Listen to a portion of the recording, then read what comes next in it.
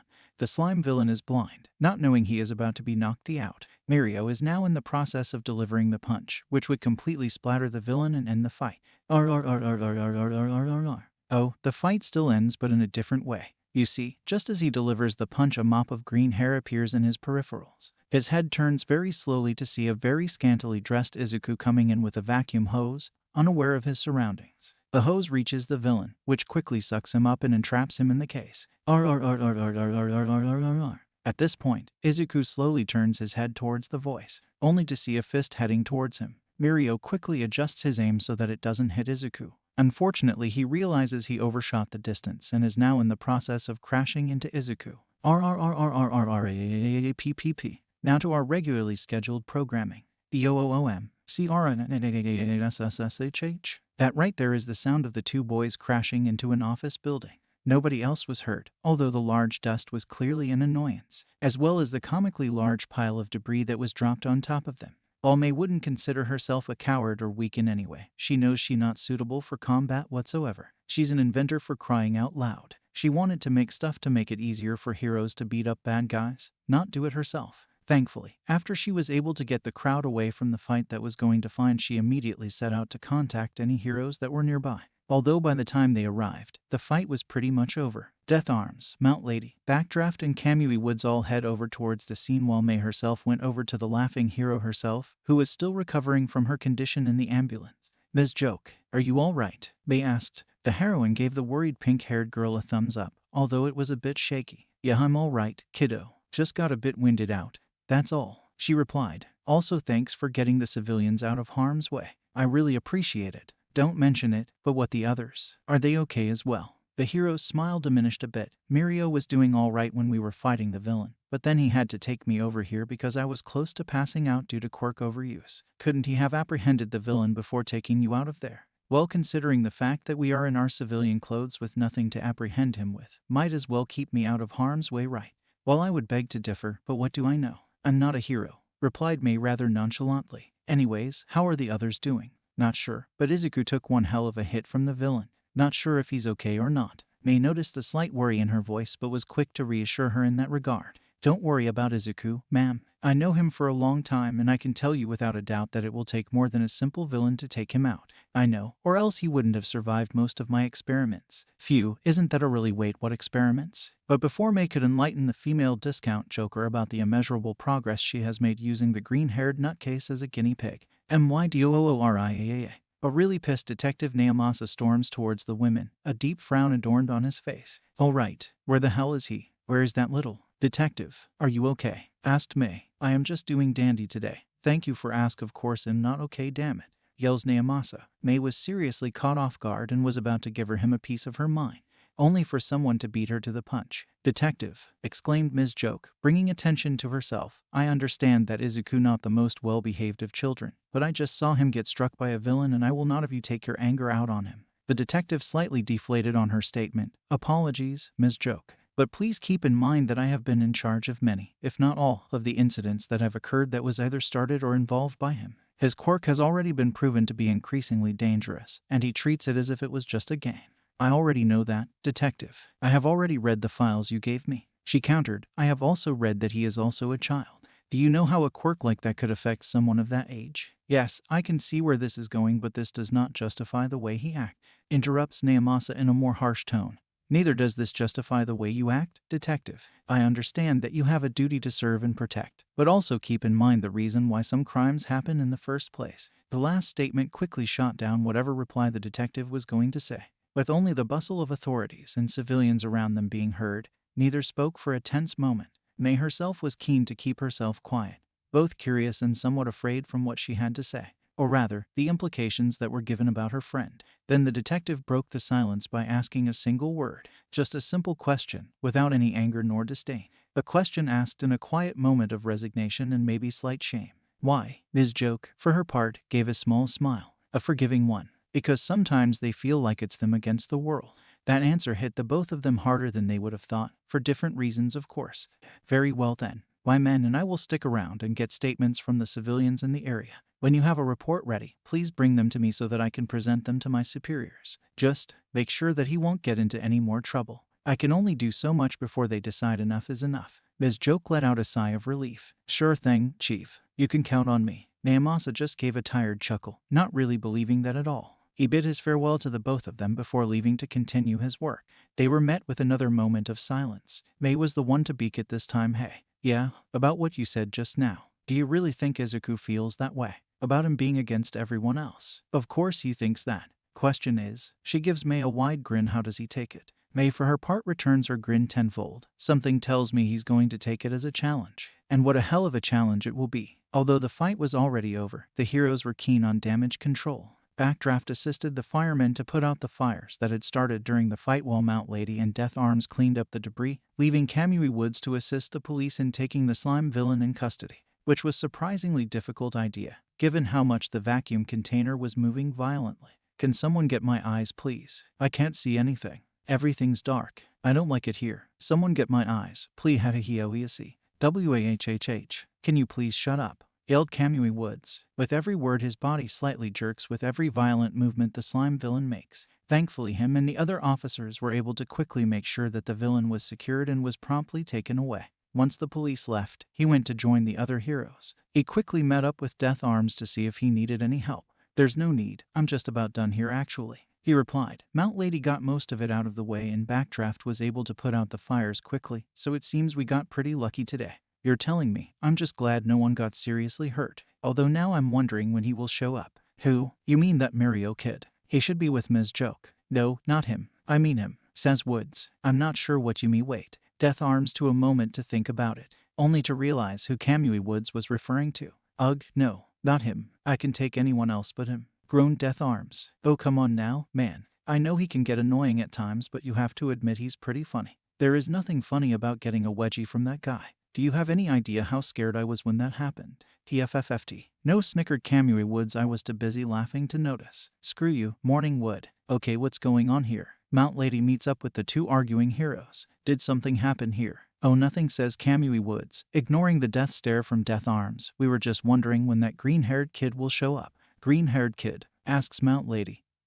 Who are you talking about? I would like to know as well, Kamui, says Backdraft. Now cutting into the conversation, it sounds as though you and Death Arms have a bit of history with the person. Oh, that's right, you guys just got here recently. Well, see, the thing is They were all interrupted with a sudden rumbling noise coming from inside one of the buildings. Believing it to be another villain inside the debris, they all prepared for a fight. It soon became unnecessary as they saw a familiar face coming out. Or rather two of them, I should say. Cough, cough. Oh, Death Arms, Kamui, boy am I glad to see you, says Mirio, emerging from the pile of debris, and I see you brought in help too. He quickly gives a thumbs up towards Mount Lady and Backdraft. Name's Mirio, second-year student at UA and hero in training.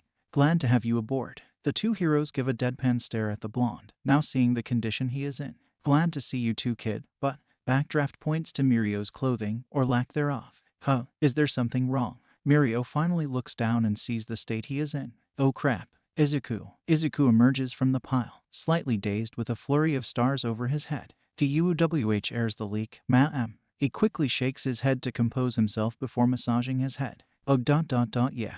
Mind giving me a change of clothes? Huh, or sure, let me just. He straightens his maid uniform. Then he reaches into his apron pocket and pulls out a fresh new set of clothes for Mirio. There you go, buddy. Washed and hand-pressed just for you. Thanks. As he goes on putting on clothes, Izuku turns his attention towards the heroes. WHOOOSH. He quickly transforms back into his casual clothes. Well, hello there folks. I'm sorry to say that you guys came a bit late to the party. Death Arms is not amused by that statement and begins to loom over Izuku. Party. You call this a party? A massive villain attack has just occurred and caused thousands of yen in damages and you call that a party?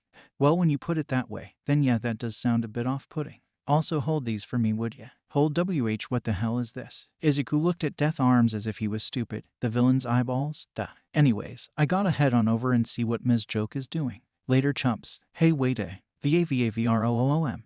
Moment again the heroes are gobsmacked as the boy runs away in a trail of smoke. Suo, says Mount Lady, anyone mind telling me what that was about? Kamui answers the question this time. Well, that is Izuku Midoriya. I would go into further detail, but we would need to have a couple of drinks for this because it's one hell of a story. Backdraft is surprised by the info. That bad, but he's just a kid. An assumption anyone makes, says Death Arms, but soon enough you will wish that you were patrolling a different area.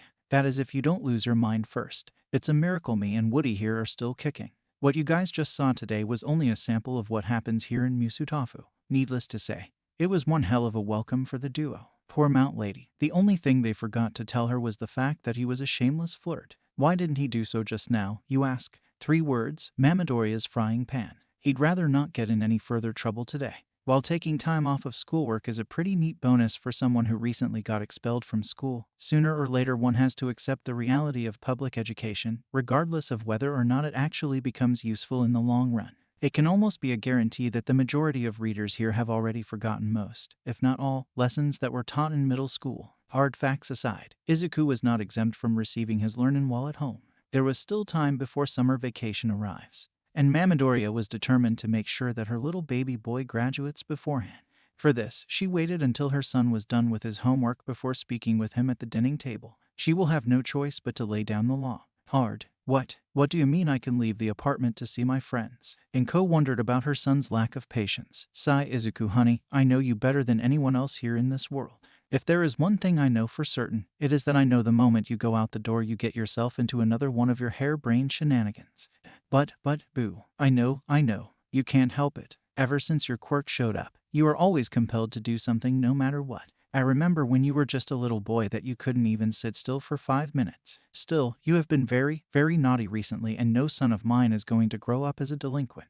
That last incident wasn't even my fault. Mei and Mirio said so. And they are also your friends, which means that they could easily twist their words as well. They would never do that. You're being such a... And it was in this moment that he knew, He covered his mouth to stop himself, but it was too late. DOOM. At that moment he felt the cold aura of Midoriya's wrath, and quickly jolted straight in his chair. Being such a what now, Izuku? No, nothing mom.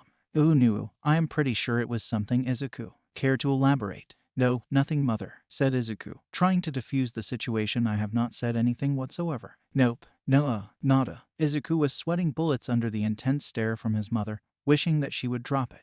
Oh I see, sorry about that sweetie. I thought I heard something here. Izuku resisted the urge to sigh in relief. He was not out of the woods yet. At the very least his tutor was not around to see this, or else she would have a laughing fit at the sight of the boy being scolded by his mother. And there was no frying pan, so things are going smoothly. I'm glad that's the case. I would really hate to use this on you again so soon, dearie. And now the killing aura is back.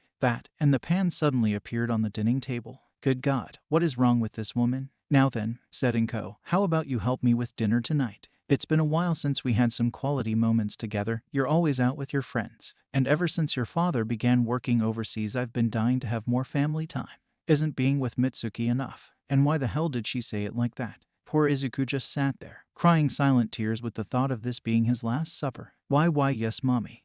Maybe it's time for a scene change. Wait, don't leave me here with this. Clang, thud. That's all right, dear. You go have fun with your narration while my Izu and I have some fun. Teehee.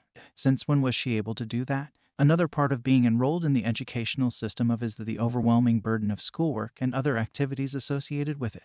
Homework, clubs, community service, exams, projects, group projects, social groups, school parking, dirty restrooms, bullies, nerds, jocks, dolls, you name it. In Mirio's case, when one is an enrolled student of one of the most renowned schools in all of Japan, that burden doubles. Add the fact that he is in the hero course, and the burden triples. When said student is being considered to being the successor of the #1 hero of the nation, that burden quadruples. When said individual is the friend of one Izuku Midoriya, then May the gods have mercy on what minuscule ounce of sanity is left in his system. Which is no wonder why it is nothing short of a miracle when he is able to have a bit of free time in his already busy schedule, even for something as little as buying something from the grocery store. This is even better when you get to do it alone. Hey Mariro, when do we get to see those friends of yours? Are they busy? Do they also have to do school stuff too? How come we haven't heard about them until now? Is one of them cute? I bet they are cute. By the way, what are we getting? Are we getting any ramen? I just love ramen.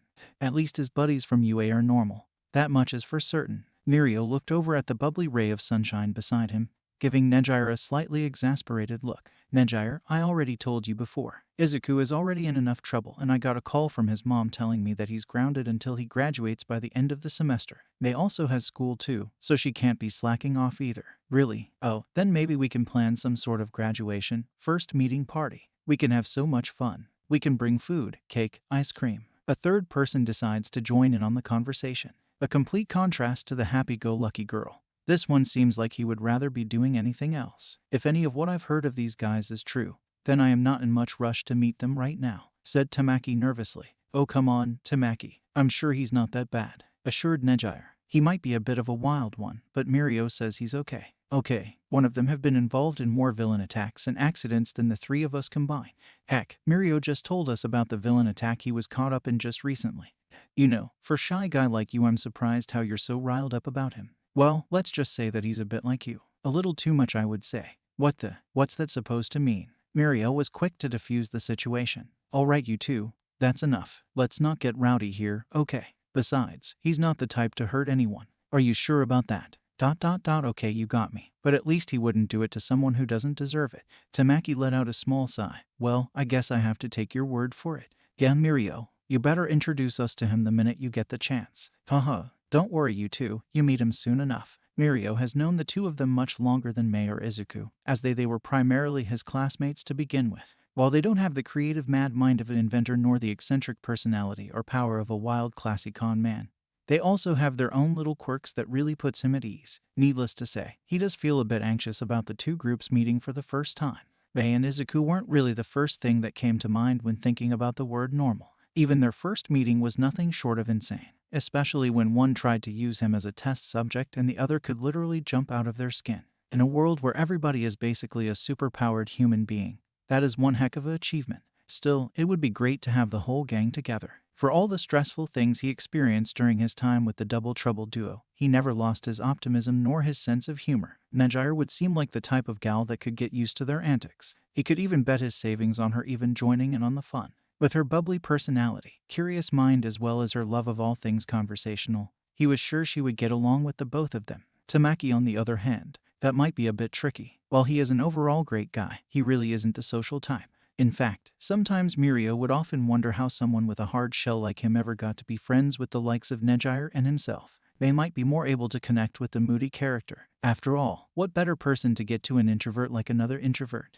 Either way, there is only a few weeks before the end of the school year. They'll get to meet them soon enough. Hey Mirio, yeah? Do you think they will apply to UA? What are you talking about? Of course they will. Mei wants to be in the support course and, let me guess, Izuku wants to be a hero. Actually ... and no he doesn't.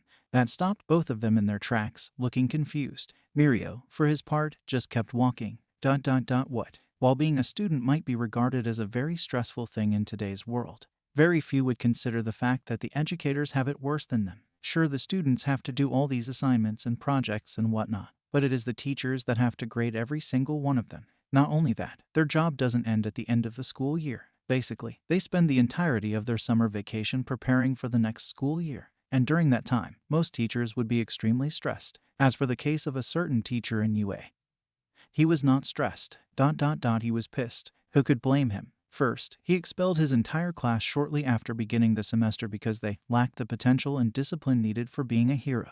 Then he gets a scolding from the principal and is now required to assist the other classes and practically become an errand boy. Next, he discovers that someone has begun stealing his juice from the fridge at the teacher's lounge. Now that would have been the biggest offense so far, but then Emmy showed up. While he was annoyed and refused to even acknowledge the laughing hero's advances, this was nothing new. Until he realized that she was in UA, wearing a formal dress walking back from the direction the principal was in, as he himself is also a hero as well as an advocate of all logic and reason.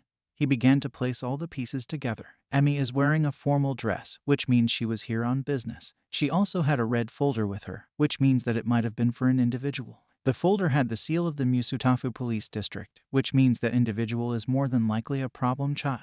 Detective Naomasa is the one in charge in the district and a trusted friend of his, so he knows he's already dealing with said problem child. And by going from what the detective told him during one of his patrols, he knew that Emi is a tutor of someone named Izuku Midori. Slam, what in the fresh hell is this? Yelled a very angry and out-of-breath Aizawa, showing the red folder to the principal. Emi quickly came through the door not a second later, trying to get the folder back. Aizawa, what the hell are you doing? Give that back. Not until someone explains why this problem child is planning on enrolling here. Not until you give back the folder. Emi reaches for the folder, only for the hobo hero to hold it away from her at arm's length.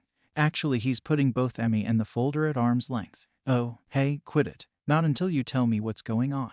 No, give it. I'm serious, woman. I'm super serial too, sleepyhead. I'll believe it when you stop making those god-awful puns. Gasp, how dare you. Emi quickly tackled the sleepy hero to the ground, both still wrestling for the folder. Get off me, problem woman. No, I swear I'll. As much as I enjoy humans make a fool of themselves in front of me, said Nezu calmly, putting an end to the scuffle. I believe it would be best if we retain some semblance of professionalism on campus. The teachers quickly got up and straightened themselves, slightly embarrassed at the fact that they forgot that the principal was at his desk in the first place. At the very least, it took off some of the steam that Aizawa was holding earlier. Sorry, Principal Nezu. Teach. All is well. As long as it doesn't happen again, of course. Nezu set down his teacup before continuing. Now then, would either of you like to share the reason for what happened earlier? Emi took the initiative before Aizawa could say anything.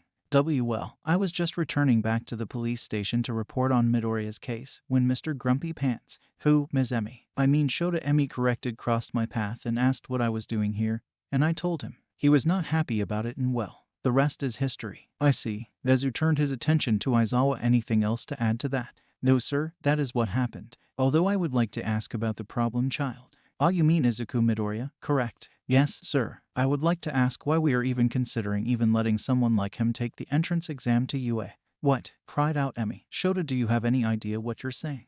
This fuck you, Kato. I do have an idea of what I'm saying.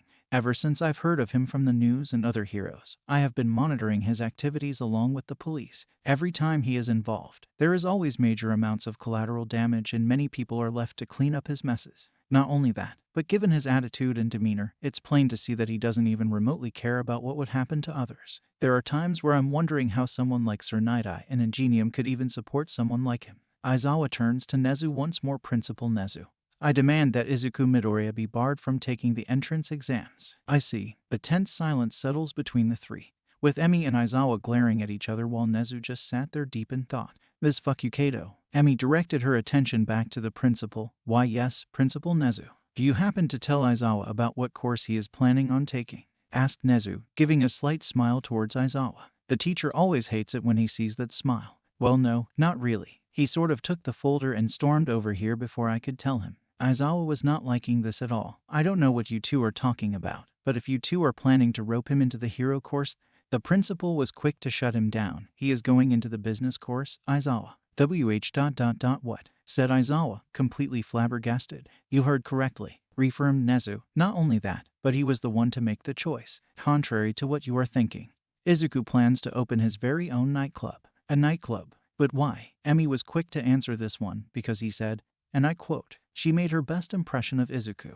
There's so many heroes out here that I'll practically be begging for a dead-end job at the agency. What better way to help the folks out there than to make sure they enjoy the peace those spandex crime fighters keep? Aizawa was unable to come up with any retort after that. While he was adamant on making sure he wasn't going to the hero course, he could try to tolerate Izuku going into a different route. At the very least, he wouldn't have to deal with the problem child himself. Seems he just jumped to conclusions this time. He let out a weary sigh, letting his frustrations go up in smoke. Perhaps he needs a long rest after this. Well then, it seems I have misunderstood the situation here. I apologize for making quick assumptions about this. Haha. Not to worry, Shoto. I understand how you feel, but rest assured that everything will be quite alright. Enjoy the rest of your day. Aizawa bid his farewell to the both of them before leaving the office. Again, a nice silence settled in between Emi and the principal. Emi was grateful that her sweetheart was willing to accept Izuku into UA, believing that he would have doubled down on not letting him enroll. However, there is one thing that she was curious about. Hey, Principal Nezu. Yes, my dear. Do you think we should tell him that you've already registered Izuku for the hero course exams? Nezu went to prepare himself another cup of tea, hiding the sadistic smile that began to creep on his face. I think it would be best to have a few surprises every once in a while, don't you? Don't you just love bosses? Later that night, all is quiet around Musutafu. The steady hustle and bustle of the town slowly began to die out throughout the town, the bright sunlight now replaced with the dim, flickering flash of the street lamps and business signs. The road was now devoid of vehicles and people. Things were especially quiet for the Midoriya household as they turned in for the night, their bodies now weary of a day of schoolwork, cooking and cleaning, as well as parental punishment. This is a little-known fact, but for the neighbors of the Midoriyas, they were always sure to have earmuffs ready for when they were ready for bed. Anybody who remotely knew Izuku knew that they have to have at least some sort of protection, and a blind eye to anything that was considered weird by their standards, which meant that nobody could have seen about an iron-masked face looking over the apartment, with all the apparel of a private investigator. His glowing yellow eyes scanned every inch of the building, looking for any and all entrances, exits, strengths, and weaknesses. He also looked into the identities of all of the tenants beforehand, knowing their quirks and their background, including the Midoriyas. He wanted to make sure that everything was perfect and up to date before reporting back to his superior. He knew that they would go for the boy soon, but now was not the time. One should always wait for the perfect opportunity to strike, to make their move. All that was needed was patience. So for now, he waited. Beep, beep. The masked man looked to his wrist, where he was receiving a video call from his slightly large watch. He accepted the call. This is it. Q, come in Q. The man was quick to give an affirmed robotic grunt.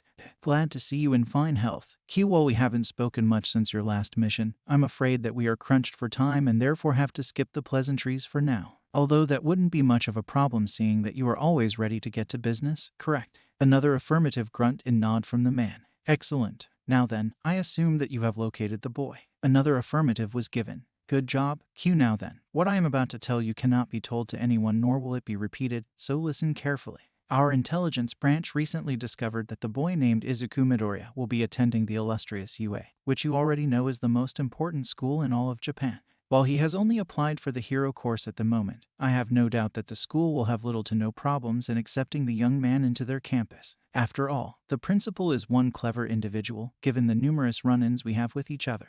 Your mission is to monitor any and all activities of Izuku Midoriya as well as those in his inner circle. You are to gather as much information as possible regarding them, as well anything that is important to the organization. Remember that we have spent the last several centuries looking for the individuals who were known as the descendants of the mask, and right now we are at a crucial time in which we have the opportunity to have one of them into our employment.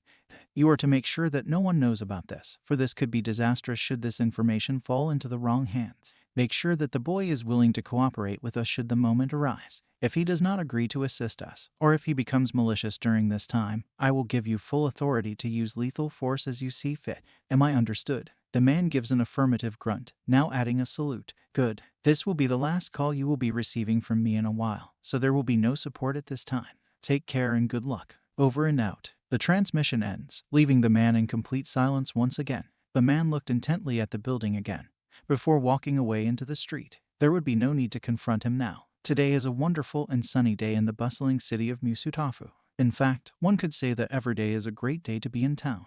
The area is filled with many areas of entertainment and wonders that appeal to everybody, from the nightlife enthusiasts to the common folk going about their days. In Musutafu, there is always something for you to enjoy. For the scavengers and eccentric inventors, there is the Dagaba Beach trash heap. Back in its heyday, this was one of the most beautiful coastal beaches that existed, being a major hotspot for those wanting a little fun in the sun. However, due to the rising issues of littering and pollution, it's all long and gone, now nothing more than a greased monkey's paradise. This little scrapyard has all the basic needs you need to create whatever technological abomination you desire, as well as snagging some scrap metal for some extra cash. In this part of town, there is always a lavish, luxurious lump of landfill that you can legally and legitimately acquire from the lazy louts of La La Land. Reserve your scrap today. Speaking of inventors, great minds only come from the best schools, and here in Musutafu we have one of the best schools in all of Japan, UA, with some of the most intelligent and capable minds ensuring the education and guidance of the next generation. Seeing as someone such as yourself is getting close to the age of motherhood, this would be a perfect opportunity to whack GOCK. They'll crash. Will you shut the hell up, you idiot? Izuku was unable to answer, seeing that he lays sprawled on the floor in Mount Lady's, or you as he later found out, apartment. With all the beer cans that surrounded the two in the living room, one could assume that Izuku was just really drunk.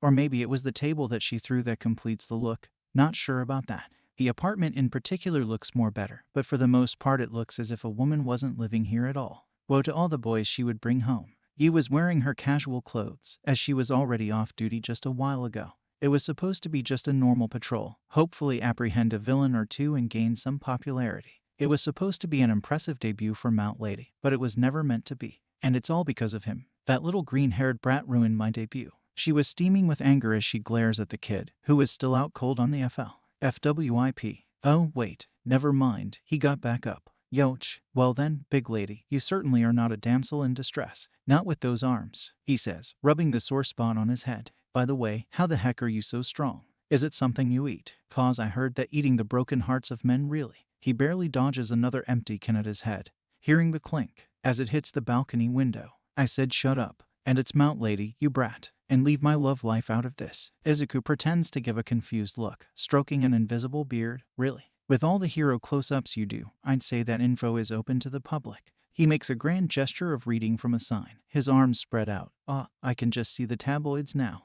Breaking news. Aspiring hero uses paparazzi to scout out potential sucker. That'll get some recognition. Bonk. In his act of laughing, he fails to see the coffee cup as it hits him straight in the face, knocking him into the floor again. This time Yu doesn't take any chances as she begins to drag the star-seeing troublemaker by the collar and towards the door. Finally, with one strong move she throws Izuku out the open door. And stay out. Slam. She could hear the quick scream of him falling before thud, hitting the ground. If it was anyone, she would have been appalled at what had just occurred, as this would have been a murder attempt. However, with a quick reminder that the person in question was none other than Izuku Midoriya, it helped to calm her nerves. However, it was only temporary as she realized how much of a mess her home truly was. With a bag, apron, and a grouchy mood, she began to clean up, which also meant it gave her time for her to contemplate where she went wrong. Ever since she decided to move to Musutafu, it has been a roller coaster of hiccups and stress. First her encounters with Midnight, then her love life, then him. Ever since she encountered Izuku during the slime villain incident, he began pestering her to no end. At first she was flattered, as she figured it was just another fan of hers just wanting to take a picture with her or date her. But then he began to act more obnoxious and overly flirtatious towards her, which then began to annoy her. When she told this to the other heroes, they all merely laughed at her suffering, saying that he is a sucker for a pretty face. And they were glad that it was her and not them. When she told this to Detective Naomasa, he offered her a glass of bourbon and welcomed her to the club. As of now, she is still confused. She has done a lot of things that she regrets from time to time, be it failing to nab the perfect guy in high school or flirting with a teacher to get the grades up. However, the one thing she regrets the most was meeting the little known as Izuku Midoriya. Yup, he tends to do that to most people. Now, here she is sweeping the can-litter floor of her apartment with only the thoughts of a wallowing hopeless romantic. Meanwhile, Izuku is seen peeling himself off the ground, leaving behind a noticeable human-shaped hole. He glares at the apartment building while dusting himself off, before turning towards the street. Looks at audience. I've heard of falling from grace, but this is ridiculous, he says before deciding to take a stroll through the town. Now then ... what should I do? I haven't seen the gang in a while. Maybe I should give them a visit. Or I could pay a visit to my good pal Naomasa. I'm sure he is dying to know how I've been. He pulls his hair as he can't seem to make a decision. There must be a way to choose. Quickly he digs elbow deep into his pocket before taking out a coin. There we go, he says as he flips the coin high into the air. Tails for friends, heads for the chowderhead. Cling, tink, tink, and surprise, surprise.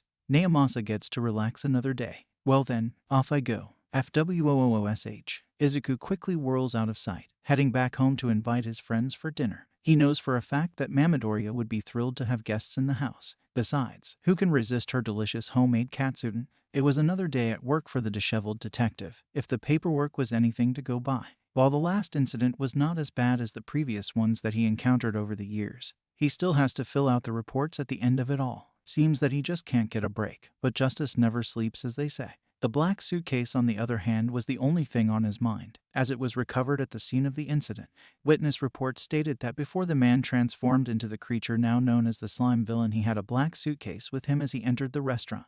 They also said that when he was inside, he appeared very anxious and afraid, as if someone was looking for him. It wasn't long before the nervousness quickly became annoyance once Izuku began to get involved. The suitcase was in police custody shortly after the incident and was sent to the lab to check for any further evidence. There were some fingerprints, but was later to be matched with someone who was reported dead a few days ago, meaning that the villain was more than likely responsible for the death of the individual and was using the body as a sort of disguise. They also attempted to open the suitcase, only to be surprised with the fact the damn thing was not being budged in the slightest. Still, with destruction of property as well as the numerous counts of villainy, was enough to put the slime villain behind bars for a long while. While he can breathe a little easier knowing that the villain was in custody, it was still not enough to state his curiosity over the suitcase itself. He already tried opening the suitcase himself, but no dice. Right now, the suitcase is still at the lab, and the forensics team are in the process of sawing it open to see what is inside. As he sits in his office to finish all the paperwork, he regularly glances at his phone, knowing he would get call from them soon. Knock, knock. Hello, detective. It's me, Ms. Joke. Huh, oh, sure, come in. The laughing hero comes into the office with the ever-present red folder in her hand, looking over the detective in a concerned frown. Oh wow, you don't look so hot there, Chief. Have you been resting properly? Naomasa gave a dry chuckle. Do I really look that bad? Well, it's all because I'm dealing with this wave of paperwork at the moment. He gestures towards the stacks of paperwork on his desk, threatening to spill out. So unless you have anything very important to say, I'm afraid I have to ask you to hold off on that until I get this sorted out. Well, that depends on what you mean by that. Well, that got the guy's attention. What do you mean? Well, it's Izuku related. Ugh, what did he do this time? Nothing. Don't worry, he hasn't done anything like that in a while. Naomasa leaned back in his chair with a very defeated sigh. All right, let's hear it. Oh, well, Well, as you know, he is close to graduating middle school and... Go on. Well, I have been looking for a nice high school for him to attend, since most of them are not willing to accept him in at all. Okay. Knowing that Izuku is such a special case for them, I have gone through great lengths to... Slam. Naomasa quickly leaned forward in his desk with irritation. Anytime now, please, Ms. Joke. And with that, the band-aid has been ripped. Izuku will be attending UA. The room becomes silent for a few tensive minutes, both of them looking at each other with unreadable expressions. Well, Naomasa's is unreadable. Ms. Joke's expression is more like the one where they are about to expect the other person to just begin throwing a tantrum and start unleashing absolute hell on everything and everyone that the person is in contact with. As soon as Naomasa opens his mouth, she begins to calm him down. Look, Naomasa, I know you and Izuku don't see eye to eye, but is that all? Okay, apparently she totally read the atmosphere wrong. What? The detective gave Ms. Joke a you serious. Look, Emmy, as much as I think that Izuku is an absolute, I have no right to deny him anything like a basic education. The reason why I gave this assignment to you is because I had a feeling that you would be able to make him think about the consequences of his actions before doing anything. I thought it was because no one else wanted to take it. That too, but that's not my point. My point is, if there is any place where they would be able to keep Izuku in check while in school, then UA would be that place. To say that Ms. Joke was not expecting this was an understatement of the century. Well, okay then. I expected you to be a bit more upset about this. Naomasa waved it off. Well, since they already accepted him, it's now their problem. Besides, Izuku was always talking about being in the business course for that nightclub he wanted to open. It was at this moment where she just realized the situation. Aw crap, he doesn't know he's going to the hero course exams yet. Then she just realized another bombshell, only worse. Aw crap, Izukudose ain't no either. She quickly wiped off the nervous sweat in her brow. Well, about that I think I should tell you th. Ring, hold that thought. Let me take this. Naomasa picked up the phone, his demeanor now changed to a professional. Musutafu Police Precinct. This is Detective Naomasa speaking. Yes, that briefcase is the one I sent to them fro.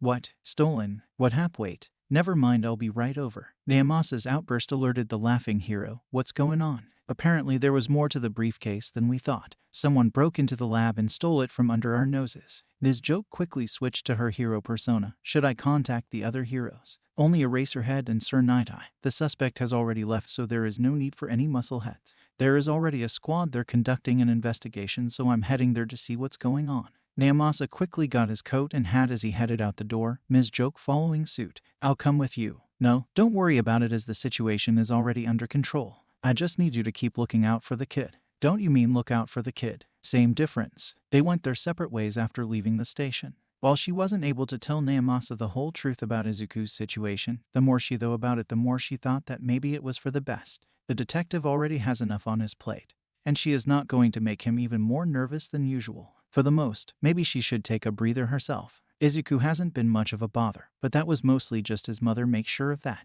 And the Midoriya matriarch really had a knack for her cooking. Speaking of which, she just received a message on her phone from the woman herself. Hello, Izuku is having friends over for dinner.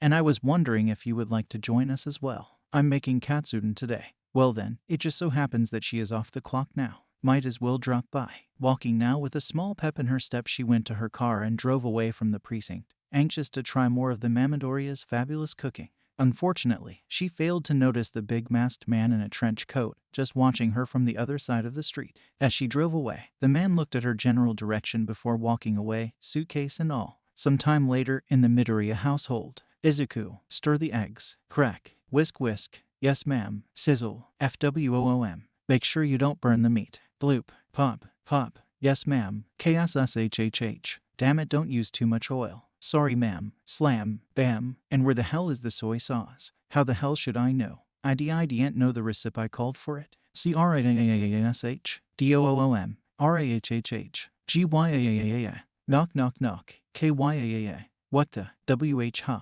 Izuku jolted awake from the horrible nightmare that he just went through, looking around before realizing that he was on the couch. He let out a big sigh of relief before hearing the knocking once again from the front door. All right, keep your pants on, geez, he yelled out as he went towards the door, revealing a casually dressed Emmy. Hey there Pipsqueak, you're gonna invite me in? Sigh, yeah, sure, come right in. He could notice the deadpan reaction on her face. Gee, you sure know how to make a woman happy. Yeah, whatever. Mom is at the kitchen right now. You can talk to her while I take a bath real quick. Izuku goes to his bedroom to get this clothes, leaving Ms. Joke to her own devices. She heads towards the kitchen, finding the Midoriya matriarch at the stove doing some final touches on the food. Whoa, what kind of witchcraft did you do to make this smell so delicious? The woman beamed in pride as she greeted the laughing hero. Why thank you, Emmy. And for your information, there is no witchcraft involved. Just some good quality ingredients and a nice little helper to do the trick. Then you must have spent a lot of time getting everything perfect. Little Green looked like he was going to pass out. Actually, now that I think about it, he must have woken up when I knocked at the door. Inko looked off to the side in an embarrassed pout.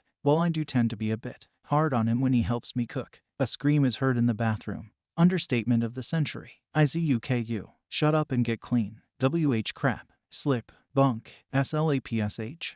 Ilwa. Inko turns to Emmy once again. Anyways, would you mind setting up the table for me? The food is almost ready. Sure thing. Is it just us? No, Izuku's friends are also coming too, so that would make it about 7 people in total. Oh, well then this isn't really dinner anymore. Now it's a party. Haha, I guess so. The two spent several more minutes getting everything set up, eager to know what they have been up to since last time. Ever since Emmy became Izuku's tutor, the two of them quickly became fast friends and would take every opportunity to meet up and hang out while they were free. While Katsumi is still a very good friend of Inko, her modeling career really puts on a damper on her schedule. Even so, she couldn't really blame her for that. Besides, she would hook her up with some nice dresses. It's great to have connections after all. As for Emmy, she really could use a bit of company, seeing how Aizawa would always reject her advances every time. Truth be told, if it wasn't for the fact she would always do it with a bright smile and just a massive wave of total sunshine, she would have been suspected of being a yandere. That being said, he really lucked out on that one. Either way, the two would mostly talk about whatever happens to cross their minds that day, either be about Izuku or just who was the hottest male hero. Bonus if you figure out who Emmy votes for. It wasn't long before the rest came through. Slam. Hi, Mrs. Midoriya. Is the food ready yet? May, stop being so rude. Don't you know anything about manners? Does it have to do with working with my babies? Well, no, boo. Then such knowledge is unnecessary. It is if you want to be a decent human being. While May and Mirio continued with their admittedly entertaining argument, Nejire and Tamaki both trailed behind after them. One was having a look of utter desperation while the other was continually giggling with the sheer ridiculousness of the situation.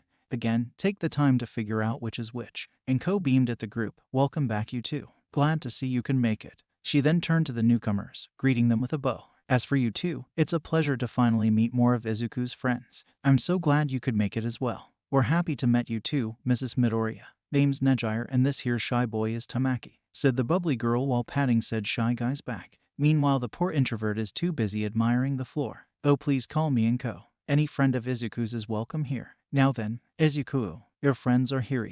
FWOOSH. The greenest twirled towards her, now wearing his t-shirt and pants and in a welcoming pose, arms wide. Welcome, dear friends, my humble abode. A blondie was telling me about the two of you, and let me just say that 6. He trailed off at the end, now taking a good look at the two. ... or more specifically, the one they call Nezu. BADUMP. BADUMP. BADUMP. We now take a look inside the mind of the idiot known as Izuku. Observe. What is this beautiful creature, no goddess, doing here in my home? Is this one of Blondie's friends that he has told me all about? It is. Oh my, how can I forgive myself knowing that such a woman exists? Her hair, her clothes, her pretty face, and such bountiful charisma. Never had I seen such beauty. And what a beautiful pair of twinkling eyes. I can feel myself being lost in them, smothered by them, become absolutely covered by them and suffocated by them until the light takes away what little energy I have left. Today I can die happily now that I have been in the presence of such a divine being. We now return with your regularly scheduled reading. Hello, anyone there? Izuku. Mei waves her hand in front of Izuku's face but doesn't receive any feedback. Mirio facepalms. Tamaki just stands there awkwardly and Nezu lets out a cute giggle. Inko and Emi just looks at the scene amused. FWOOSH. Then in a whirl he appears in front of Nezu, but now in the attire of a typical Frenchman. He has one hand on his hip, the other presenting a rose to her with a sly look. Ah, hello Zir, Mies. It is a pleasure to have finally meet you, he says with the ever so suave voice of a Japanese Klauso.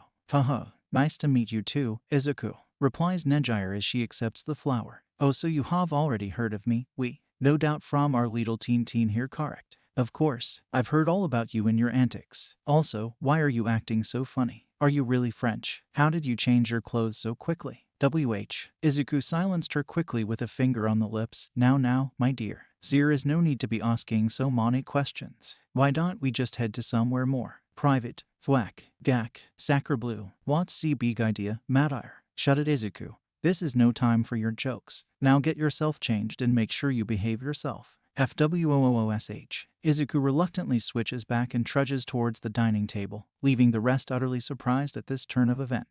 Then again, one shouldn't really be surprised when a mother is able to control her children. Just a simple fact of parenting. Now then, why don't the rest of you get yourselves washed up and head to the table when you're ready? I made katsudon today. Sure thing, Mrs. M. Why, yes, ma'am. Come on. The sooner I'm full, the sooner I can get back to working on my babies. For the last time, May, have more tact. Don't worry, Inko. I'll make sure that your idiot son doesn't eat all the food again. From there wasn't much to be said as everyone was absolutely famished. Eager to go ahead and stuff their mouths, there were some interesting tidbits here and there, such as the work of the big three, Emi's hero work, or one of May's inventions. Sometime Inko would tell a story or two about some of the more outlandish things that her son has been through during his infancy. All the meanwhile Izuku would continue to flirt with Nezu. Nevertheless, it was a wonderful dinner and everyone gave their thanks to the lovely Midoriya hostess for inviting everyone. Poor woman was blushing from all the praise. As for Izuku and Mei, the big three were excited for their two idiots to join them at UA, although a bit miffed that Izuku would be in the business course. And then came the big reveal. About that. There's something you should know about your application to UA. Emi almost choked on the immense silence that occurred afterwards. All eyes turned to her. Well, it seems that there was a teeny tiny little hiccup in. Rip it again. Just like last time. Izuku's joining the hero course.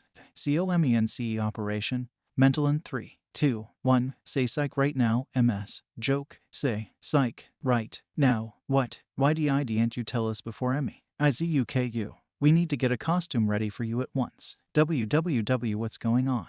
Why are we screaming? OHMYGOSHOHMYGOSHOHMYGOSHOHMYGOSH. This was a mistake. I should have never come here. I am tired. I have no bed and I must dream this nightmare away. Yeah, mission failed successfully. If there is one thing that a student would never comprehend in regards to education would be the point of exams. Exams all in all are just a series of questions that they would have to answer in order to be qualified to be released into the wilderness known as the real world. It is a detestable thing that strikes fear into many scholars and trainees alike. One doesn't necessarily need to remember the subject matter afterwards after all is said and done, if it even sticks at all. Needless to say, it makes even less sense for schools to make exams specifically to enter into school. Why would someone make an exam to allow people to learn if they are trying to get them to learn in the first place? It is INCONCEVABLE. At least, for someone like Izuku that is. Although that's not really the main issue right now. Oh no, the pain of exams is nothing more than a slight little tickle compared to the amount of disappointment radiating off of him right now from not going to the business course. Now then, the reader at this point is asking, Why not just talk to the school? Maybe the principal made a slight mistake in regards to the placing of potential students where they desire to enroll in. Maybe he will be able to overlook this little slip-up and switch him over before the exams. Unfortunately, when confronted about the situation, the principal only gave a slight shrug and said that there wasn't much he or anyone else could do about it, since it would mean that they would have to move a few students around to another course, which could cause problems since it would present a bit of favoritism. Which Izuku knew immediately it was complete, but there wasn't much he could do about it now. From there, he would just spend his days just sulking around in his room, not wanting to do anything until the exams came. It wasn't that he didn't want to do them, but the fact of the matter is that he is basically going for something he never really wanted in the first place. If he bombs the hero exams, best chance he can get would be to get a good enough score to get into general studies. From there, he could ask for a transfer to the business course. Now that would be a good plan. Well, it was if he was the only one that knew about this. Slam. All right, Izuku, time to get out of bed. You got to train if you want to get into the hero course. Hurry, Izuku, get up. I just finished several of my babies today and I'm going to need your expert hero advice before the exams. Who the hell said that I was going to be in the hero course? Yelled Izuku as he got out of bed. That damn rat got me into the hero course exams on purpose. Now why would I so bother to even try for something that I don't want? Mirio is quick to answer that, because if you don't, your mother will kill you. ... Okay, any other reason besides that? How about the satisfaction of hard work and the eternal gratitude you get from saving people, as well as the admiration for the younger generation? While I will admit I would enjoy that, I enjoy being able to get paid as well. Wow, greedy much. Hey, I wanted to get into the business course for a reason, okay. Alright, fine. Pick me. Izuku turned to Mei, her hand raised as if for calling for the teacher. Might as well play along. Alright then, Mei, what do you got for me? How about using this as advertising material? Go on. Now with greater motivation, she puts a hand on her chin, adopting a thoughtful pose. Well, if you get into the hero course, you can do a lot of hero Y things. You do a lot of them. Get famous, come up with some crap about doing something to make the piece more enjoyable, quit being a hero, open your nightclub and bam, customers will flock to you. Well then, if she didn't sold the idea before, now she did. This was evident by the wide grin coming from the green bean. Well, that's a much better way to convince me there, Pinky. See, Mirio, this is how you win people. PFFFT. She's just saying that because she knows it will benefit her too. Won't it, Mei? Mei shrugged her shoulders, not even trying to hide it. Well, duh. If he gets noticed, then by proxy I get noticed too. If he uses my gadgets, even better. Whoosh. Izuku quickly gets changed into his jogging clothes, now looking much more eager. Okay, now I'm pumped. Let's get to it, gang. Yeah. So now begins the obligatory cliché anime-style training montage, presented to you in fast-forward snippets so that the story can progress without having to resort to possibly lame filler chapters. Dagaba Beach, 9 months before entrance exams. Huff when you said, huff, that we were going to train. Lisa though that you were going to train too. Not be a dang gasp to UMBELL. Wait. We find our green bean carrying a large refrigerator with Mirio sitting on top of it. Hey, come now. I'm not that heavy. My crackling and possibly broken bones beg to differ, yelled Izuku before turning to Mei. And aren't you supposed to be training too? Mei looked up from her work with a disbelieving look on her face. Train? TFFD? Heck no. You guys are the ones in the hero course, not me. Besides, I'm too busy with this to help anyways. She had built herself a makeshift workbench, dismantling and organizing all scrap metal with some of the tools and equipment she brought from home. Since they were planning to clean up all the debris and trash from the beach, she figured it would be the best time to get every bit of useful scrap and other items before. In Mario's case, since he's already in UA, there really is no reason for him to even be there in the first place. Still, being the very kind and thoughtful friend he is, he wanted to help out in training him for the entrance exams, which is why he asked Izuku to start clearing up the beach without using his quirk, which to no one's surprise pissed him off. Then he easily complied when threatened with telling on his mother. You know, it really is a useful thing to use that to keep in check. Izuku hates the fact that his friends know this. What makes it worse is that his mother knows this. Who told Ms. Joke about it, who then tells the principal about it, who then tells his staff about it. Mark his words, they will rue the day they messed with Izuku Midoriya. P.O.K. Whoa, what th squish. Unfortunately, his train of thought were interrupted when he tripped over a rock. They stopped and rushed over to him while Mirio is already off and helping Izuku get up. Izuku, are you alright? Said Mirio. Izuku, a bit dazed and with a face full of sand, he only had one thing to say. PFFFHFHFHFH. Thud. The cowardly dog laugh. A classic. Mirio sighed disappointedly. This is going to take a while. UA Gym Gamma, 6 months before entrance exams. While hauling lumps of trash is fine and dandy, When it comes to actual combat training, it would be best where they could find a place less destructively conspicuous. The gang would have no trouble in doing so at the beach, but due to Izuku's unpredictability and a warning from Emi and Detective Naomasa, that did not get anywhere. Thankfully, Midoriya was able to get the principal's permission to use Gym Gamma, provided that he keep an eye on Izuku and that any damage done would have to be within the gym. Mei was not allowed to join as it was only limited to the two of them, but for the most part she was okay with it as didn't have much reason to be there anyways. Bam, smack, boom, boing. We find Neji and Tamaki at the sidelines, watching a current fight between the two knuckleheads. The fight has already gone on for more than a few minutes, but it was enough time for the gym to be littered with craters and random objects, as well as a few Izuku-shaped holes. Or to be more accurate, only Neji is watching, cheering them on.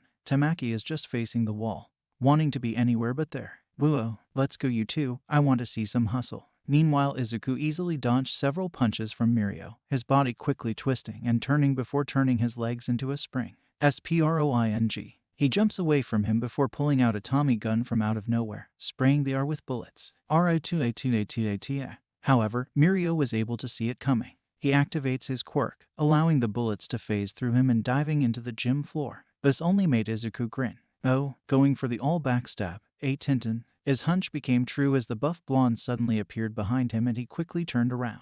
Unfortunately, he appeared without his pants again. Jhh. Izuku's disgusted cry was enough of a break for Midoriya to throw a punch to the stomach. Thwack, crack. The force of the punch was enough for Izuku to hit another wall, adding another to his collection. He was not hurt at all, most of his injuries just comically light scratches and bumps. In fact, he was more mad than anything else. Midoriya, you clod, I thought I said I don't want chili dogs, he yelled before pulling himself off. He dusted himself off before speeding up back to him. Midoriya was about to continue the fight, before he noticed that Izuku was tearing up. I told you I am not hungry, and that you must respect my wishes, he said meekly, but still you try to feed me when I said no. Midoriya let out a groan. Izuku, for the last time. I am not trying to force myself on you. Sniff, how could you do such a thing? Even after what we've been through. Juan, this is ridiculous. I'm just trying to help you with getting in. Is that what I am to you? Sob. Just a little pet project. No, Izuku. I'm just trying to help you. Liar. I bet you say that to all your other tramps you call trainees. Generic soap opera music begins to play as Izuku turns around. Not wanting to look Midoriya's face, he pulls a hanky out of his pant pocket, trying to wipe the tears that were flowing from his face. He tries to make himself as small as possible, not wanting to feel the blonde's intimidating aura. I know you mean well, Midoriya. I would be a fool to see otherwise, but lately you've been nothing but a beast. You're insatiable. It's almost as if I was just mere prey for you. It was at this point where Tamaki decided to slowly turn around from the wall, wondering what the absolute is he listening to. What's going on? SHHH, said Neji, waving him off. It's getting to the good part. Izuku quickly turned to Midoriya again. Be honest. Did you really mean what you said when we were at the beach having the time of our lives? Did you really mean to make me happy? Midoriya was speechless, his face contorted as he desperately tried to rein his emotions. He was afraid to answer. He could not trust himself to speak. It was only after a few minutes when he spoke again. I'm sorry, Izuku, but I lied. There was a loud gasp from Neji from the background, but it went ignored. What? But why? Because I was selfish. I only thought of making myself happy, not caring to see past that and even considered your feelings. I wanted you as a trophy, a symbol of my pride. But now I see that what I did was wrong.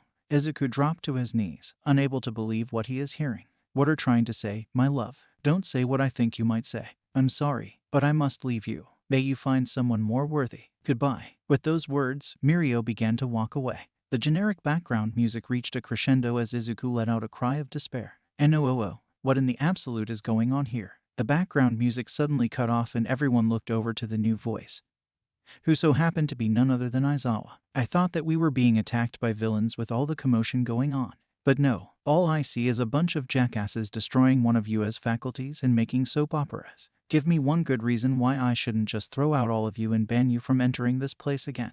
Wow, hell just gotten a lot more colder now. Maybe it would be best to just defuse the situation before it escalates any further. Because we got permission from the principal, Aizawa-sensei. I mean, we are helping Izuku get into the hero course, or just have Neji dig the grave further. Bless that airhead, for she doth not know what she does. You got to be foo. Needless to say, they were no longer allowed there without adult supervision. On a more positive note, at least the two boys have a promising acting career if all else fails. Midoriya household, 4 months before entrance exams. Let's see here. If I divide this by 3, carry the 1 and square root it to the value of x, then I should get the result. Mutter mutter. Izuku is seen at the dinner table, a cluster of papers and pencil shavings covering the entire surface. His fingers are typing furiously over an oversized calculator while his writing hand is nothing but a blur. Now most would be shocked at this scene, if it wasn't for the fact that he was wearing clothing that would resemble that of a nerd. Meanwhile, Inko and Ms. Joke are at the living room, sharing a conversation over a cup of tea. You know, Inko, this might the first time I've ever seen him act like that. Did you threaten to ground him or something? Oh hush, I'm not that bad. Also, whenever he has to do something he normally has issues with, he usually just transforms. Wait, so if he wants to be smart he dresses up as a nerd? Yeah, pretty much. Your son's quirk makes no sense. True, but then again, since when did quirks ever make sense? Good point. I try. Anyways, would you like some more tea? Sure. WOOSH. Izuku rushes over to Ms. Joke with a cluster of papers in his hand, the smile never leaving his face. All done, Emi-sensei AI. Great job, kiddo. Let's see what you got there. Here you go, he says as he hands her the papers. It took me a while, with all the variables and whatnot, but I think I got the hang of it.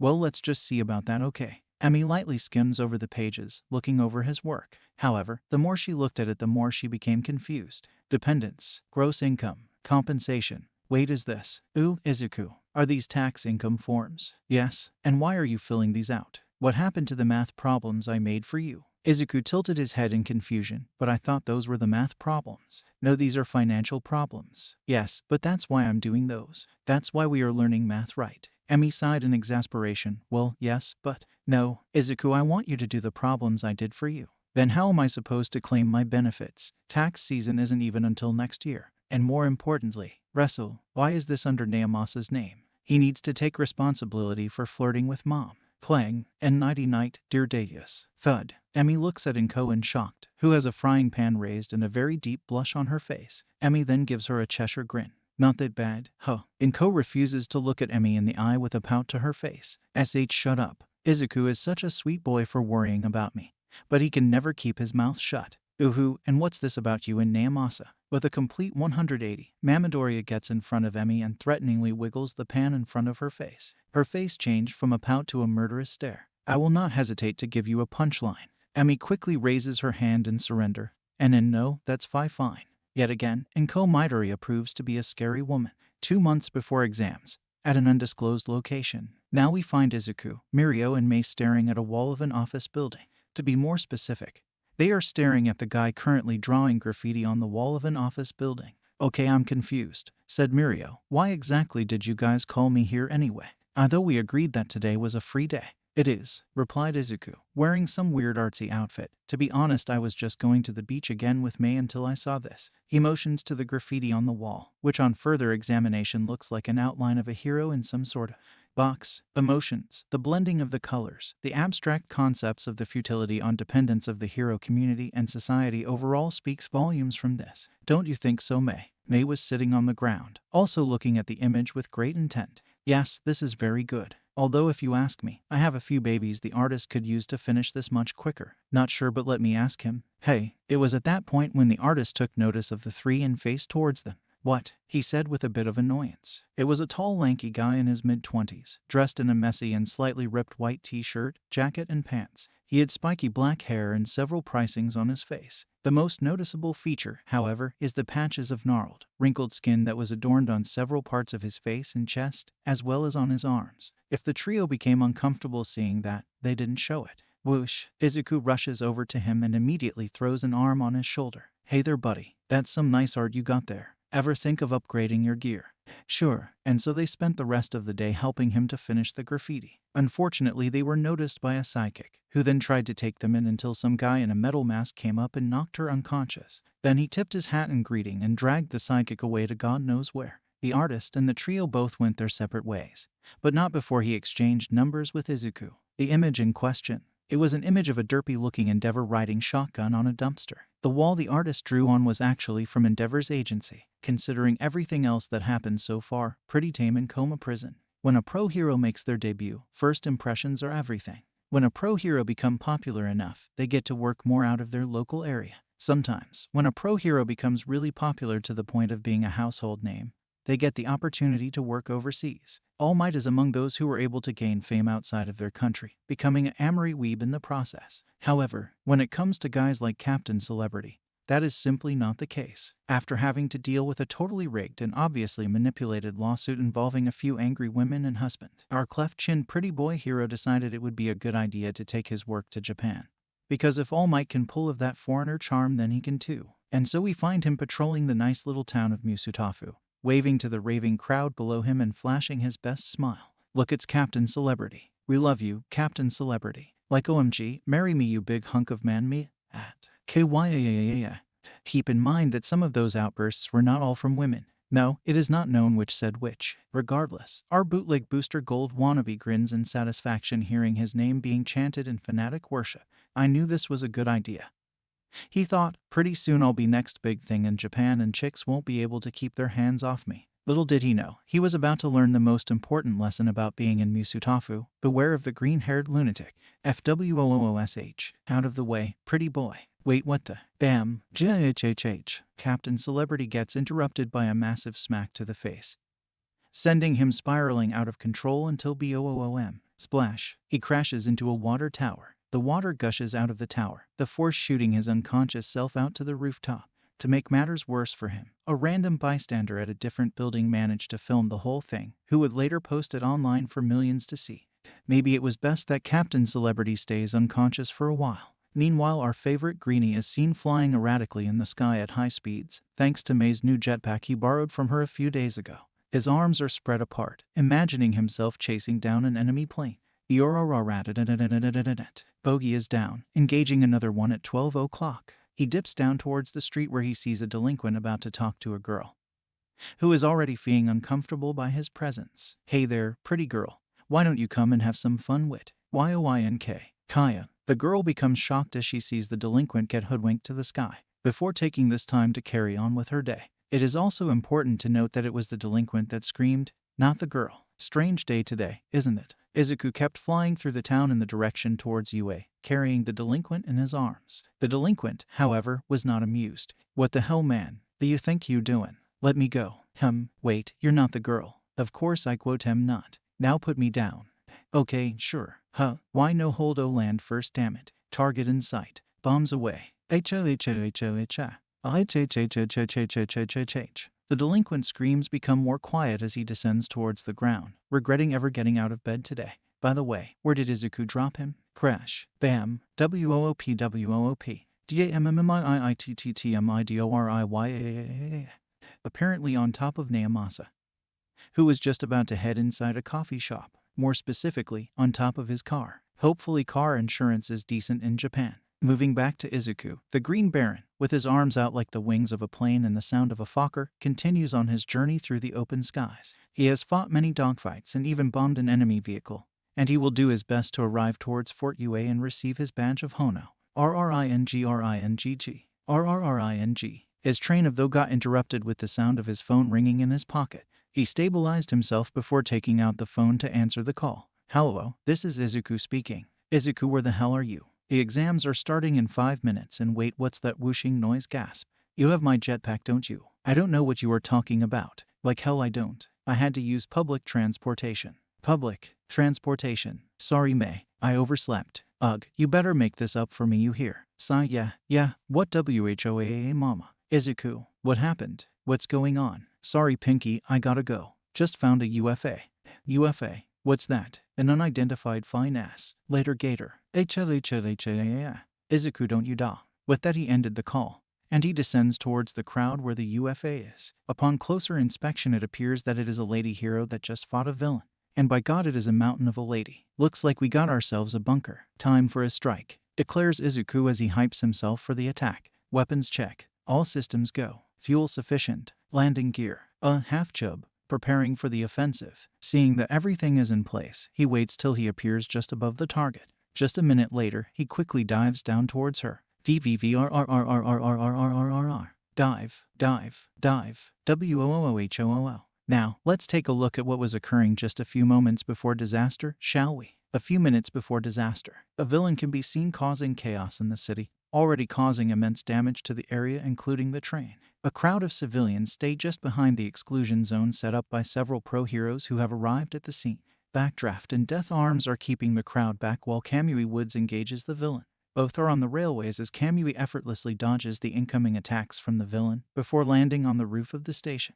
You are charged with illegal use of your quirk during commuting hours as well as assault and robbery, declared the Pike Branch. Now it's time to face the music, evildoer. As much as that line was cheesy as hell, the crowd would not stop loving it. They cheered for their hero to kick ass and save the day, and Kamui wasn't one to disappoint. Lacquer Pry, Ken in Canon. Wait, what the foo? FWWIP. Bam. Unfortunately, Mount Lady would be the one to disappoint him today as the villain received a vicious flying kick from the giantess, sending from the railway towards the empty street. Good thing too, since the civilians were nowhere near that area. What is it with heroes and recklessness these days? Leaving that to the side, quickly made sure that the villain would stay down, while making sure the men's spirits will stay up. Hello everyone, don't panic, I'll take care of this bum, said Mount Lady, emphasizing the pun with her assets. She smiled for the cameras that no doubt is capturing her perfect physique, and it was from this moment that she would know. She up, VRRRRRR, dive, dive, dive, WOOHOO. For those cameras would take one of the most scandalous images created. Later down her career she would do everything she can to get rid of those photos, with only a few existing on sale for thousands online. What kind of photo is it, you ask? KSMMMACK.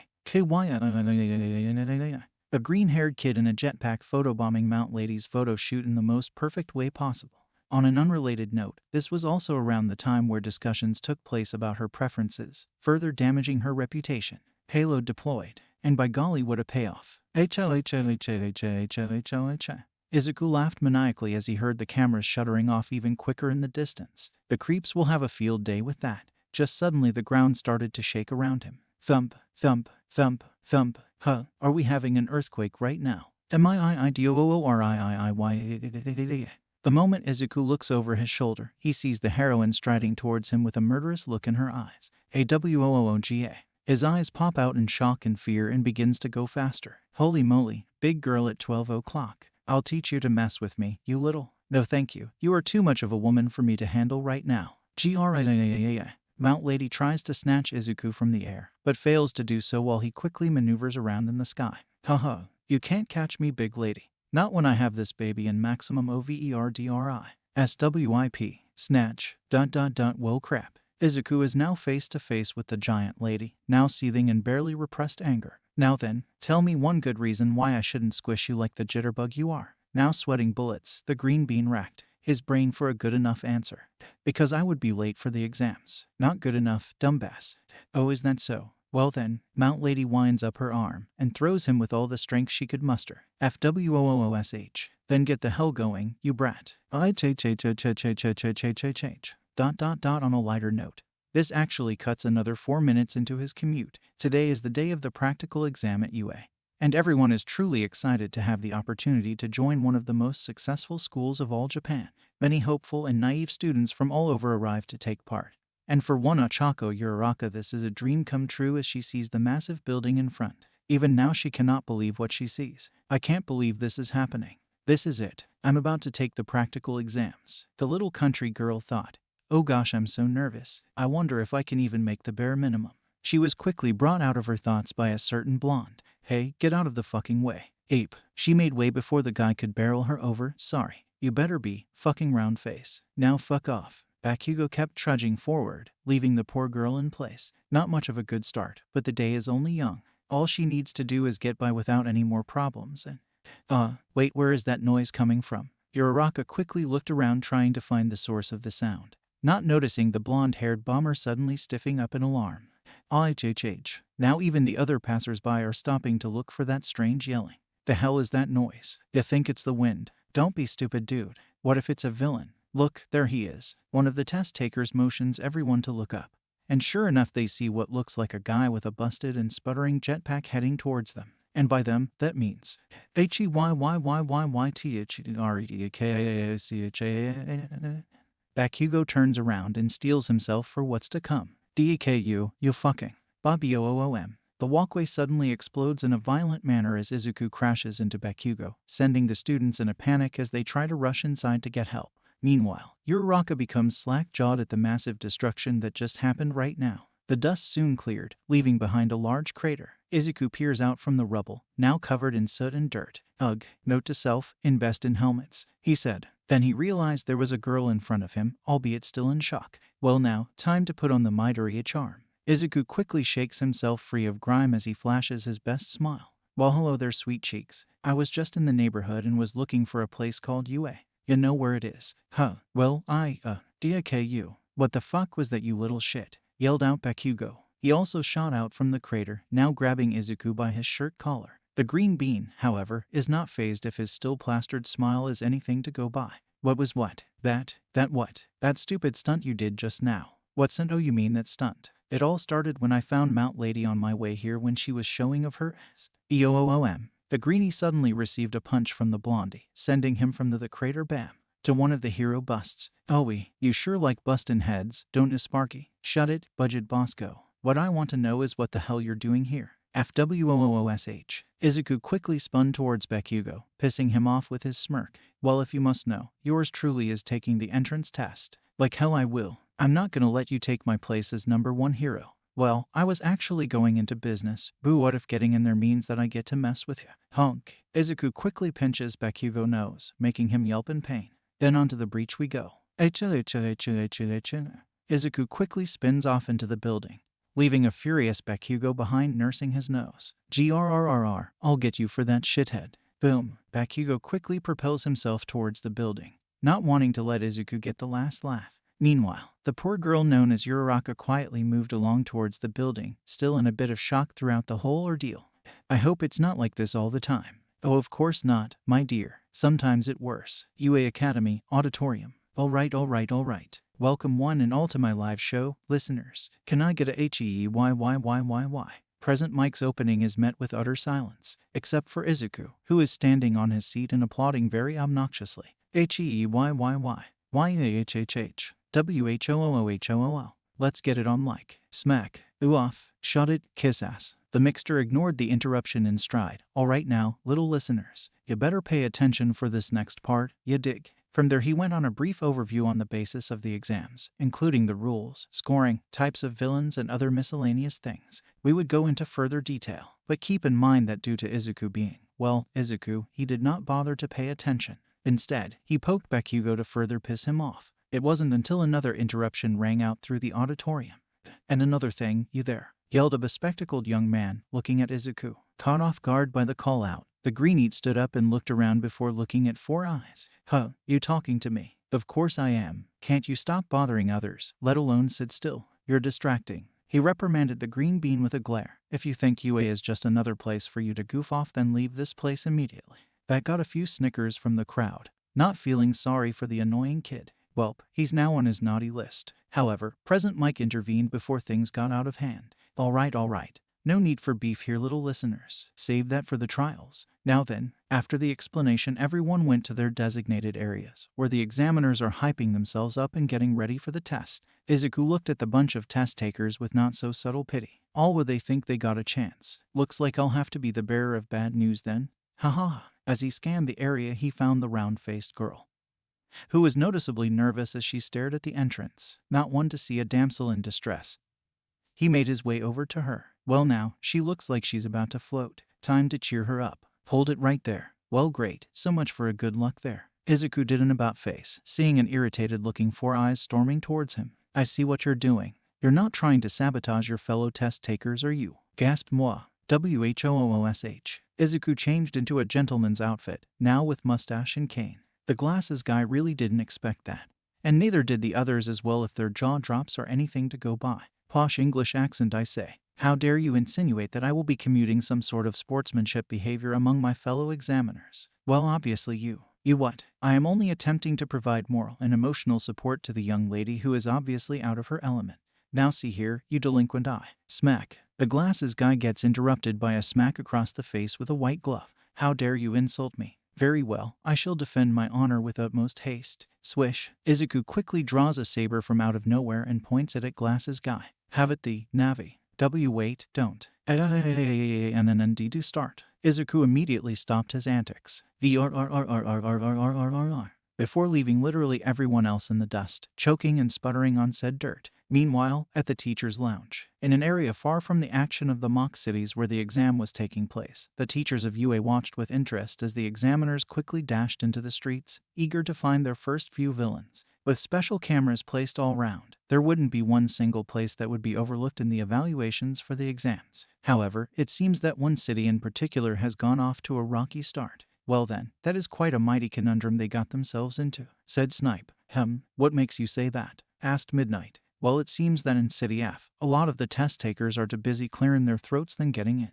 Looking closely, they can all see that a lot have already began moving in, although still dealing with the discomfort. They can also see several of them suddenly falling down on their faces, before being trampled and blocked by the rest and creating more confusion in the process. Okay, what the hell is going on? Asked Vlad King exasperatedly, obviously not too amused with the sudden chain of events. Aizawa on the other hand begins to glare at Principal Nezu, who is calmly sipping tea by a very nervous All Might. Nezu ... Didn't you say that Izuku was going to the business course? The rat bear thing gently placed his tea down before responding. Well, of course, Aizawa. I personally made sure that all the necessary arrangements were made to ensure proper enrollment procedures. Then what the hell is he doing there? The hobo shouted, startling the other heroes. Then they looked back at the screen that Aizawa mentioned and saw a lone examiner quickly zooming around the city in cartoony fashion, dispatching the villain bots left and right. They were impressed at the quick efficiency the young boy presented, until it was quickly dashed away with how extremely reckless he was acting.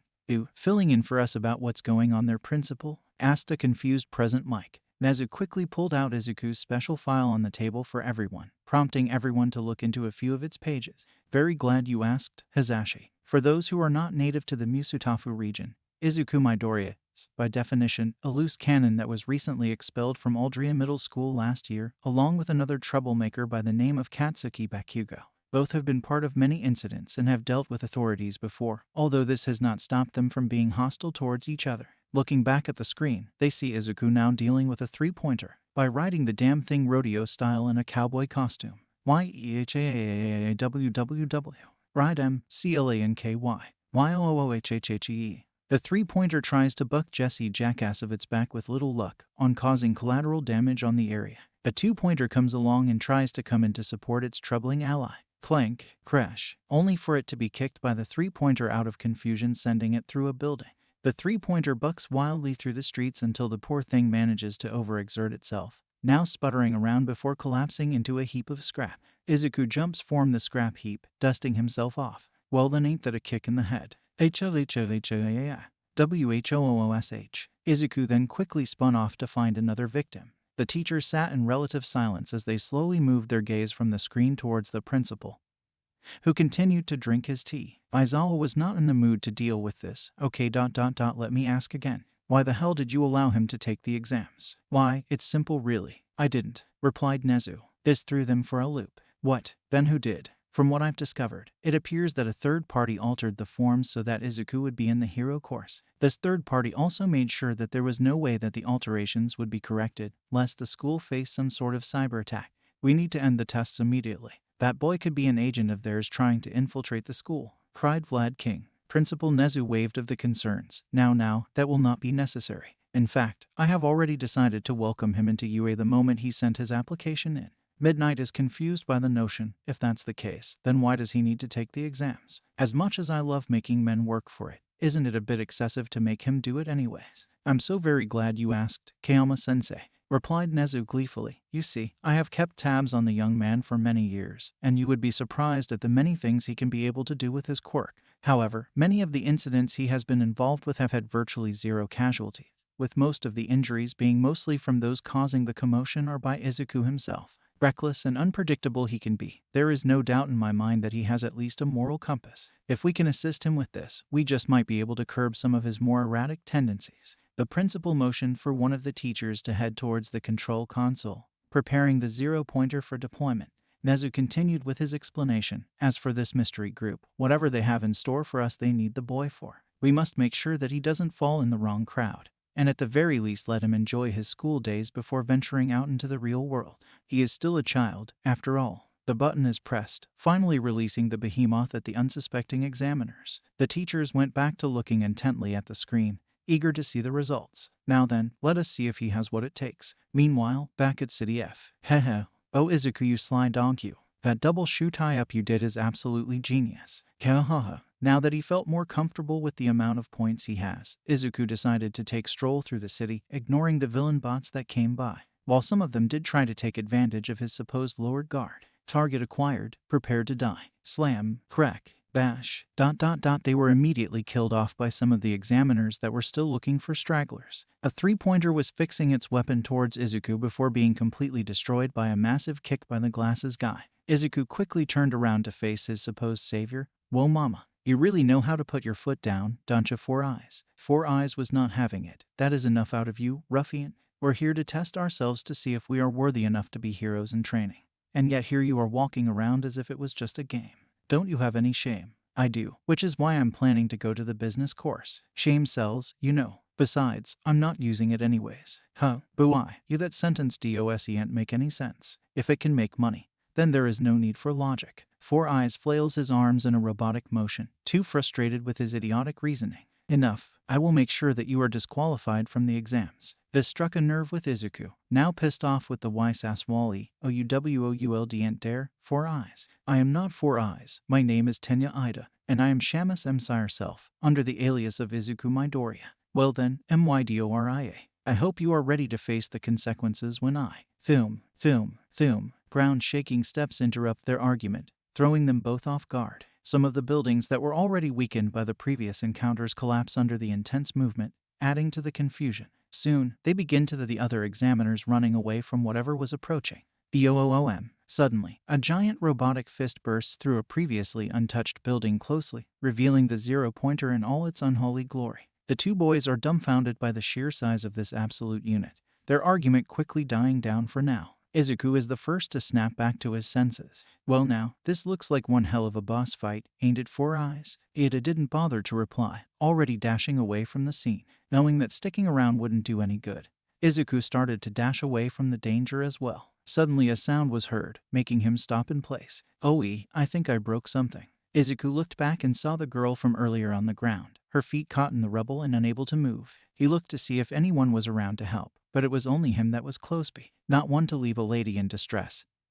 He quickly zooms over to her. FWOOSH. Hello again, sweet cheeks. Seems you're a bit grounded at the moment. NNGH, I can't. Ugh, use my quirk right now. Please help. Don't sweat it, Miss Machai. I'll get you out in a jiffy. He quickly lifted up the debris with little effort, freeing her feet. Then he quickly picks her up in a bridal carry, dashing away just in time THOOM. Before the zero-pointer squished them flat. Once they were at a safe distance, he gently places her down and avoids adding additional stress to her foot. There we go, you're safe. Now if you excuse me, I have to do some recycling. Izuku quickly dashes away from the scene before she could say anything, now heading towards the remains of several bots that were already destroyed. FWOOSH. With another quick spin, he changes into his mechanic uniform and mustache. Alright, was got a few jalopies and a rickety whatchamacallits over here. Gotta make sure we make a butte big enough for the tin can. From his two front pockets, he whips out two oversized wrenches. Hold onto your lug nuts, it's time for an overhaul. The area soon becomes full of dust as he quickly builds from the leftover scrap. Back at the teacher's lounge. What the hell is that kid doing now? Whatever it is, it's bound to be troublesome. So I wish I could take a nap right now. I can't see anything from all that dust. Is he doing that on purpose? When the zero-pointer was unleashed, many of the examiners fled the scene as predicted. While this disappointed them, they were somewhat relieved that there was none that were foolish enough for them to actually take on the behemoth. Honestly, the machine was made in mind to withstand with a punch from All Might. There couldn't be someone crazy enough to actually try to take on one. Well, that is, until they realized what the green-haired kid is doing. The dust began to settle, finally revealing what he was up to. What the actual hell is this? Yelled Power Loader. Why, Majima-sensei, surely you know what a robotic correct, replied an amused Nezu. That's not what I meant. And you know it. How in the hell did a kid manage to construct a seemingly flawless robot in the span of 30 seconds? That's impossible. If you'd read the files then you would have known by now, said Aizawa, bringing the teacher's attention to him. He's able to do seemingly impossible things because of his quirk. His quirk is speed, or maybe some form of heightened sense, asked 13. If that is the case, then he wouldn't have been able to do many of the things that he has done the last few years. Aizawa gestured towards the files on the desk. According to the Quirk registry, it's called cartoon logic. He is able to manipulate his body and mind in a way that appears to seemingly bypass any concrete scientific laws, instead creating his own logic. Sounds like there is more to it than that. You think he's holding back? Asked Vlad King. If that's the case, I'd hate to imagine him going all out. Added Power Loader, which is why it is an excellent opportunity to have a glimpse of his abilities. I have no doubt that this boy will be resourceful, given his unorthodox ways, said Nezu. The teachers look back towards the screen, eager to see what the kid brings to the table. Meanwhile, in City F, there are only several minutes left in the exams, pushing the examiners to their limits as the number of bots have already dwindled to a very few number. Some have already opted out, unable to continue on, while others are rushing to get those last few kills before it ends. Uraraka is currently sitting down by a lamppost, already knowing that the exams is already over for her. Forcing down a bit of bile due to quirk overuse, she makes sure to tend to her hurting foot. Ugh, I can't believe this has to happen to me. Why? Moo, I hope I have enough points to pass. Thump, thump, thump. Her thoughts are interrupted by the sound of loud, heavy footsteps coming towards to her location. Her eyes widen in alarm as she tries to find the source of the sound. What? Don't tell me that 0-pointer is already here. Unfortunately, her worries have become a reality as the behemoth thunders through the buildings, scanning the area for more victims. Its detectors spots Uraraka closely and changes direction towards her. Hero found. Prepare to be terminated. The behemoth trudges towards the poor girl, who quickly begins to scramble back in terror. Oh no, this is it. I'm done for. Mom, Dad, forgive me. She closes her eyes, tears threatening to escape as she braces herself for the inevitable. I'm sorry, I can't be a hero. The behemoth raises its foot, about to crush the girl. Medebil. Clang, bash. The 0-pointer gets punched back, sending it tumbling towards the ground. As the behemoth struggles to get back up, a large hand picks up Uraraka, making sure she is comfortable in its metal palm. She opens her eyes wide in surprise, seeing a robot staring back at her. The robot was humanoid in shape, with a gray metallic color and a simple face on a dome-shaped head, which resembled a fuel gauge. It had 3 arms of different sizes, and a small opening on one side of his chest. The most interesting part, however, was the white and red metal tie it was wearing. Before she could even comprehend what was going on, a voice rang out. Hey, sweet cheeks. Got here just in the nick of time, huh? Yells Izuku from the opening. Wah, but where did you get this robot? Haha, you like it. Made it myself. His name is Bill, and he's a gentle giant. Say hello, Bill. The robot gave a friendly smile, waving at his new friend. Medebil. Of course you are, buddy. Now then, let's get you somewhere safe, alright. Izuku quickly pulls a few levers from the cockpit, prompting the robot to place Uraraka on the rooftop on one of the buildings closely. After doing so, he quickly moves towards the behemoth, which has already got back on its feet and ready to tango with the big robot Bill. Now playing the Battle of Robot Bill. The behemoth's detectors quickly lock onto Bill, and ready its fists while Bill does the same. New target acquired. This town is not big enough for the both of us. Knowing the situation is about get dicey, Bill puts up his fists and initializes his mean mode. Then he provokes the behemoth by throwing the ugliest insult known to robot kind.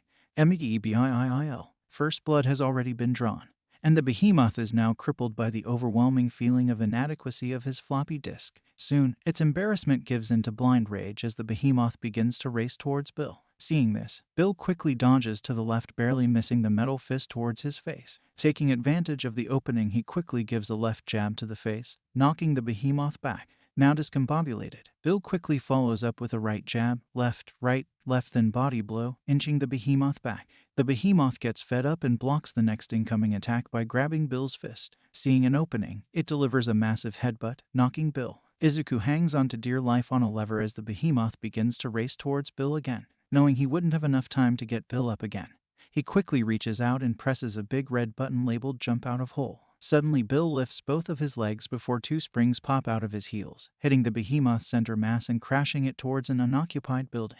With time now back on his side, he quickly gets up and straightens his tie before facing the behemoth, who is now struggling to get up again. Not one to take chances, Bill quickly jumps on the behemoth and begins to give a series of devastating punches. The situation looks dire for the behemoth as it attempts to grab both of Bill's fists again. Knowing what was going to happen, Bill decided to take the initiative and headbutts the behemoth to return the favor. The damage was too much for the behemoth as it begins to splutter and tremble. Sensing that the fight has gone long enough, Bill quickly secured the behemoth's arms in place as he brought out his third arm and clamped it on its pectoral area. Crunch! The sound of twisted metal can be heard as Bill twisted his hand around before unceremoniously ripping it off, revealing a sort of battery that powered the behemoth. With one final cry, Bill latched his third arm onto the battery and tore the meddlesome compartment straight from its chest. It was only a matter of time before the behemoth's eyes dimmed, before finally letting its arms falling limp towards the ground. Bill slowly stood up and looked at the mangled and damaged corpse of the behemoth, he himself worse for wear. With his opponent now laying lifeless on the ground and with its heart in his hands, Bill raised his arms to the sky and cheered over his hard-earned victory. It was at that moment that the exams finally drew to a close.